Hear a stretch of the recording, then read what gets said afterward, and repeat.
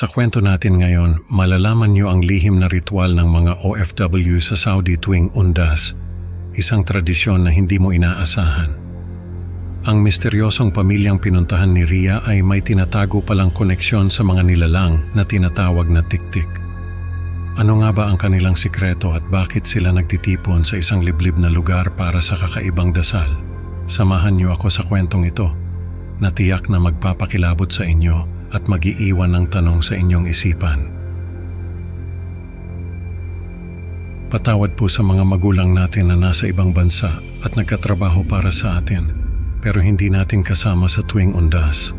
Alam kong hindi nyo rin naman gusto na malayo sa pamilya, pero kailangan para sa kinabukasan ng mga anak. Pero may alam ba kayo na may ginagawa ang mga OFW kapag Undas na hindi natin alam?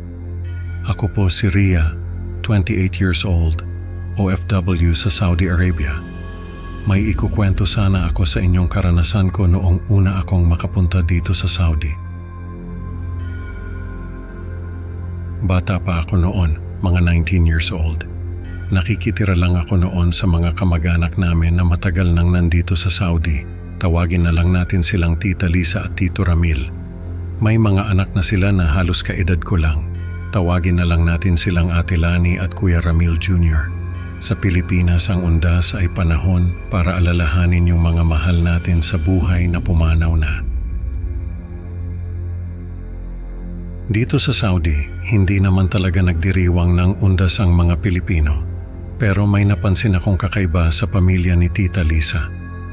Noong unang Undas ko sa Saudi, nakapansin ako na parang may tinatago sa akin sina Tita Lisa. Lagi silang nag-uusap-usap sa kwarto at kapag dumarating ako ay bigla silang tatahimik. Nagtataka ako kung ano yung pinag-uusapan nila. Kaya isang beses, sinubukan kong pakinggan yung pinag-uusapan nila.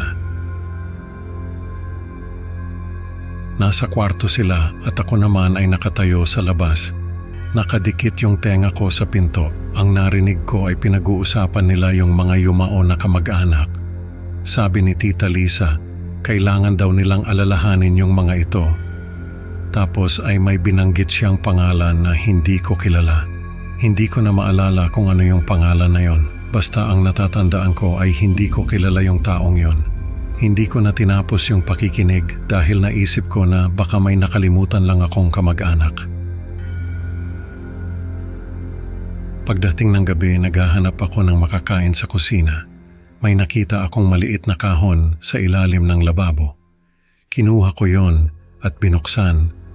May nakita akong locket sa loob. Luma na yung locket. Halatang matagal ng pagmamay-ari ng kung sino man. Binuksan ko yon at may nakita akong picture ng isang babae. Hindi ko kilala yung babae. Sa likod ng locket ay may mga nakaukit na simbolo at inscription. Hindi ko maintindihan kung ano ang ibig sabihin ng mga yon. Hindi ko rin alam kung anong wika ang ginamit. Pinakita ko kina Tita Lisa yung locket at tinanong kung kanino yon. Pero hindi nila ako pinansin, parang hindi nila ako narinig. Kinulit ko sila pero hindi talaga sila sumasagot. Kinabukasan, napansin ko na wala sina Tita Lisa. Wala silang sinabi sa akin kung saan sila pupunta. Kaya naghintay ako na bumalik sila. Gabi na pero hindi pa rin sila dumarating. Kaya naisip ko na baka may nangyari sa kanila. Lumabas ako ng bahay at sinubukan silang hanapin. Nagtanong-tanong ako sa mga kakilala namin kung nakita ba nila sina Tita Lisa. Pero sabi nila ay hindi. Halos madaling araw na noon nung makita ko na naglalakad sina Tita Lisa. Sinundan ko sila. Napakalayo ng nilakad namin. Halos wala ng tao sa dinaraanan namin hanggang sa makarating kami sa isang liblib na lugar. May mga tao na nagtipon doon. Halos lahat sila ay mga Pilipino. Nakita ko na isa-isa silang naglalagay ng mga kandila sa lupa. Tapos ay sabay-sabay silang nagdasal. Hindi ko maintindihan yung dasal nila dahil hindi naman Tagalog. Ang alam ko ay mga Bisaya sina Tita Lisa. pero hindi Bisaya yung dasal nila. Hindi ko alam kung anong wika yon. Sa sobrang takot ko ay tumakbo na ako pa uwi. Nung mga sumunod na araw ay hindi ko na kinausap sina Tita Lisa tungkol sa nakita ko. Natakot ako na baka may masabi ako na hindi nila magustuhan. Pagkatapos ng undas ay bumalik na ako sa Pilipinas. Doon ko nalaman na isa pa lang sina Tita Lisa sa mga tinatawag na tik-tik. May nilalabanan silang nilalang na tinatawag din na tik-tik.